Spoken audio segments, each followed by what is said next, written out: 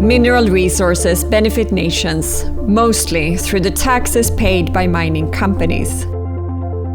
However, society and the mining industry are changing fast.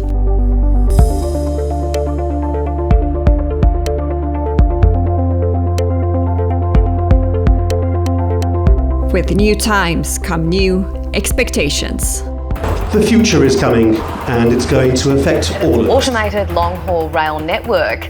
The driverless train were accused the firm of operating illegally and tax evasion, which raised profound questions about the future of the Earth's climate. The IGF and ATAF think it's time to redefine the financial contributions from mining. Let's start from the beginning. What is so unique about natural resources? Well, natural resources as an economic activity can only really be mined or used once. Son actividades primarias, son actividades de especial relevancia para la economía a nivel nacional. A mining operation is a significant and long-term investment, and it starts at exploration, not at production. So, the financial risks and rewards of production are inherently more uncertain than in many other industries. They are actually finite, and they diminish over time. Therefore, the rent that government gets out of those over a period of time will certainly go down. What are the issues with the current framework? Dada la relevancia que tiene para la economía, para la vida de las personas, pues también tendría que ser un sector sumamente transparente, con altos niveles de rendición de cuentas, de gobernanza, y no lo es, ¿no? If in Australia, some of the largest miners in the world can get away with massive tax evasion as they have, as the Australian Tax Office has now found, what have they been doing across the developed world for the last 20 or 30 years? Illicit financial flows is the consequence of the biggest income loss on this continent. The biggest part of the money that leaves this continent comes through a practice of tax avoidance. Aggressive tax structures, largely through transfer pricing practices, and these are very common within the resources sector.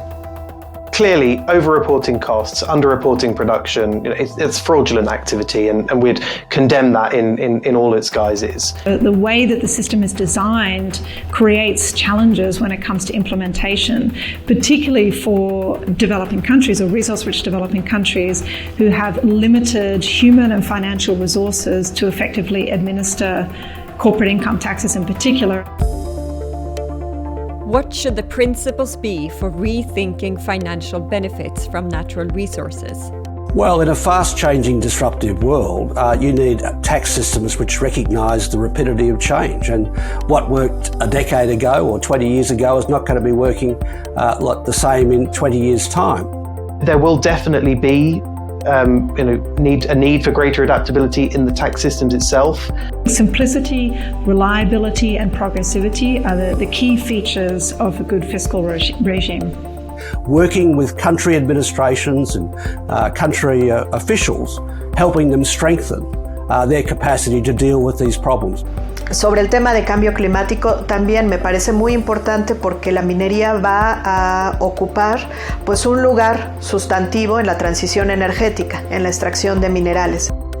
You make your own sovereign decision as to what you think is best for your people. And the state participation has worked well for us.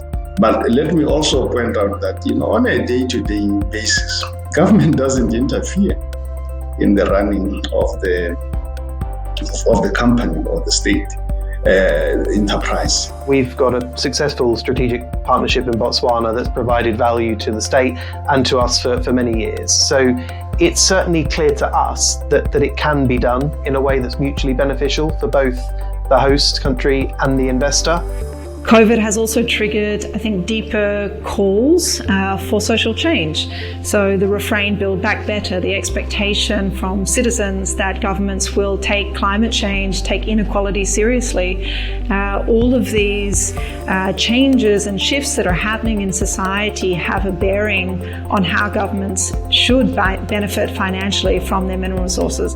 The tax system definitely needs to play its part in the debate around how mining, should deliver to host states and investors in the long term, given all of these trends. And I think that's one of the really good things about the IGF's new project in this area, is that we can all work together to look at these and have a bigger conversation. The future of resource taxation is prompting a rethinking of resource taxation as we know it, and they want you to join. The project is seeking to answer two questions. And the first question is, how do we improve the current mining tax system? The second question that we're trying to answer is, what are the alternatives?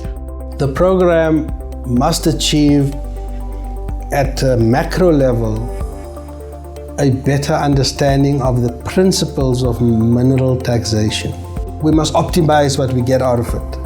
We're going to involve all stakeholders from the very beginning. It's not for IGF and ATAF to come up with a new policy prescription for how minerals should be taxed.